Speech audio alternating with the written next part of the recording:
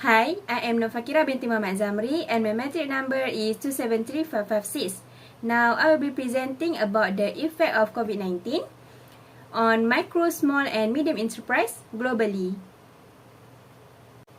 Since the end of 2019, coronavirus disease, also known as COVID-19, has been spreading over the world. The first instance was discovered in China's Wuhan province. Most countries have implemented measures to prevent the spread of this virus. The safeguards include a movement control order (MCO) requiring individuals to remain at home and work from home. This precaution has put a significant strain on business, particularly micro, small and medium-sized enterprise, since they lack enough financial and managerial resources and are completely unprepared for a pandemic.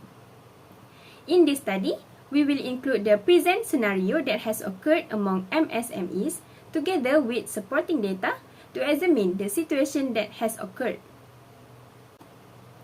The COVID-19 disaster that shook the country put MSMEs in disarray, but their growth is now on the mend.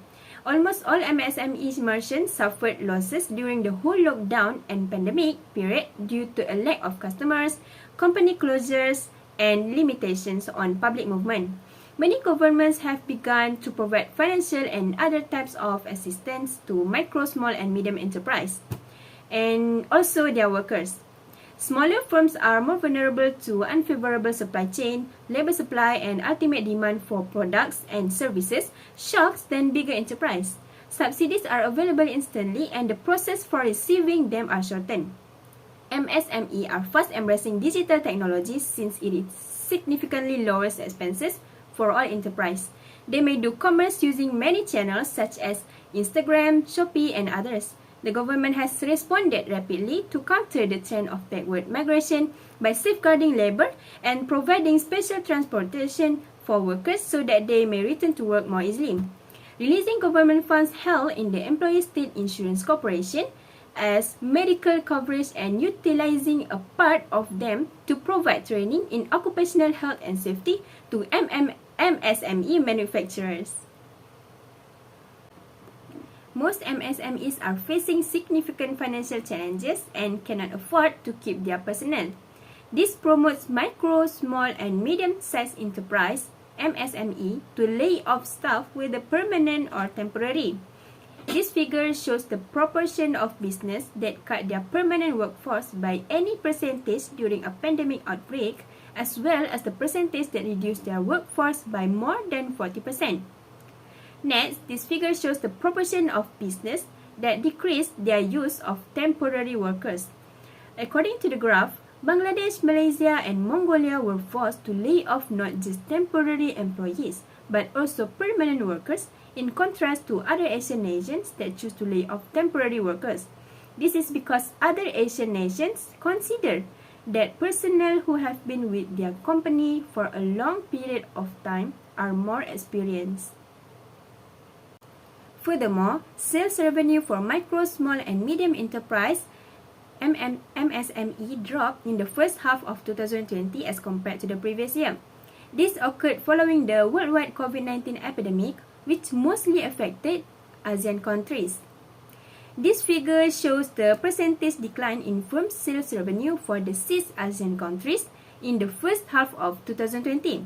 According to the graph, Indonesia saw the greatest decrease in sales income when compared to other Asian countries.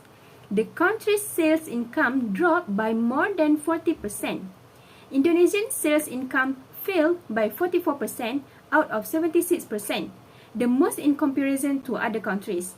Based on this figure, despite a significant drop in sales income when compared to other Asian nations, Indonesia is anticipated to have the lowest proportion of negative sales growth in 2020. In the same statistic, Vietnam forecasts 18% negative sales growth, even though the country MSMEs have laid off or reduced a big number of their employees. At the same time, something awful will happen to Bangladesh, as around 91% foresee negative sales growth, with 44% expecting sales to decrease by more than 40%. Based on the results of the research, we offered numerous policy initiatives to help MSME alleviate their suffering. Our policy measures have been classified into 4 categories. Policy initiatives to support MSME in the aftermath of COVID-19 include protecting employee and information accuracy, boost the economy, income and employment support, and planning and resilience capabilities. The first one is protecting employees and information accuracy. Okay, during the present health crisis, MSME must pay particular attention to employee health and safety. Preventive approaches can lessen the effect of the pandemic. National social rehabilitation rules must be followed by the business of all sizes, including micro, small, and medium-sized enterprise, which is MSME. Health protection measures for workers and their families should stress the importance of adopting and improving protective measures in the workplace and also community, in addition to financial help. To address this pandemic, the International Labour Organization has underlined the necessity of delivering timely and clear information, as well as eliminating uncertainty and mistrust in all areas of society and industry, including the workplace. Different layers of a company's structure must communicate effectively and swiftly in the event of a crisis to be successful. Customers should be provided with clear and timely information about the state of their local companies, such as when business hours are open and what days and times personnel will be on site. Okay, the next one is boost the economy. Business may prioritize online ordering with home delivery, particularly for restaurants, bakeries, shopping malls, grocery stores, fast food vendors, and others. Okay, some proficient daily wages like mechanics may additionally give house service to survive. To encourage residents and business to use online banking, there is a need to give different incentives to users in addition to cutting online money transfer prices. Okay, next, income and employment support for MSMEs. MSMEs must use one of the most crucial strategies, which is cooperation, to limit the negative effect of COVID-19 outbreaks on their business. To avoid layoff and job loss, this company may consider leasing their employees to other firms in need of work.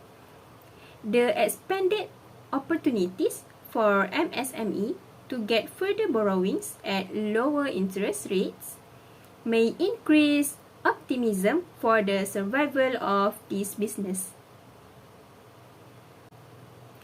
Okay, the last one is planning and resilience capability. If MSME capacity are increased, they will be better to endure natural calamities.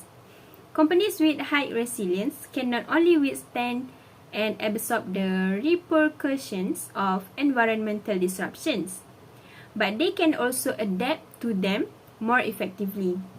Building resilience in a crisis requires cognitively planning for supply chain shocks, learning from prior experience, and harnessing the social capital.